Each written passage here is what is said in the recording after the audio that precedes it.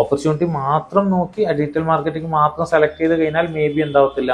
നമുക്ക് കുറച്ച് അധികമായിട്ട് വരുന്ന എൻക്വയറീസ് ആണ് MBA ഡിജിറ്റൽ മാർക്കറ്റിംഗ് അല്ലെങ്കിൽ BBA വിത്ത് ഡിജിറ്റൽ മാർക്കറ്റിംഗ്. എന്താണ് അതിന്റെ ഒരു ഓപ്പർച്യൂണിറ്റി? ഓപ്പർച്യൂണിറ്റി എന്ന് പറയുമ്പോൾ വളരെ വലിയൊരു ഓപ്പർച്യൂണിറ്റിയാണ് അറ്റ് പ്രസന്റിൽ ഡിജിറ്റൽ മാർക്കറ്റിംഗ് എന്ന് പറയുന്ന ഓപ്ഷൻ ഉള്ളത്. കാരണം all over the world offline marketing മാറി ഒരു ഓൺലൈൻ മാർക്കറ്റിംഗിലേക്ക് ഡിജിറ്റലി വന്നു കഴിഞ്ഞു.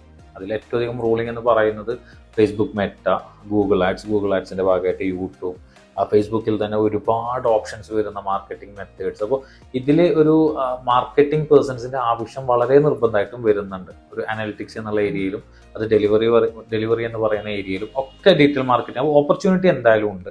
പക്ഷെ ഒരുപാട് ആളുകളുടെ ഓൾറെഡി ഇപ്പോൾ മാർക്കറ്റിൽ ഒരുപാട് ആളുകൾ ഇറങ്ങിക്കഴിഞ്ഞും ചെയ്തു ഈ ഡിജിറ്റൽ മാർക്കറ്റിംഗ് എന്ന് പറയുന്ന ഏരിയയിൽ. ക്ലിയർ ആയോ? അപ്പോൾ ഡിജിറ്റൽ മാർക്കറ്റിംഗിന്റെ ഓപ്പർച്യൂണിറ്റി ചോദിക്കുകയാണെന്നുണ്ടെങ്കിൽ at the present it is really vast. But അത് അവരുടെ കപ്പ് ഓഫ് ടീ ആവണം. നല്ല രീതിയിൽ അനലൈസ് ചെയ്ത് അതിലൊരു ഔട്ട്പുട്ടും റിസൾട്ടും കൊടുക്കാൻ പറ്റുന്ന ടോട്ടൽ റീച്ച് ആവട്ടെ, ഒരു പേജിനെ ഹൈ എൻഡിലേക്ക് കൊണ്ടുപോകാൻ പറ്റുന്ന അവസ്ഥയാവട്ടെ, ഇങ്ങനെ പറയുന്ന ഏത് ഏരിയയിലേക്കും അവർക്ക് അത് പറ്റണം. ഒരു ഓപ്പർച്യൂണിറ്റി മാത്രം നോക്കി ഡിജിറ്റൽ മാർക്കറ്റിംഗ് മാത്രം സെലക്ട് ചെയ്ത് കഴിഞ്ഞാൽ മേ ബി എന്താവത്തില്ല, അതൊരു കൃത്യമായിട്ട് അവരുടെ പ്ലേസ്മെന്റ്സ് കറക്റ്റ് ആവണമെന്നില്ല. ക്ലിയർ ആയോ?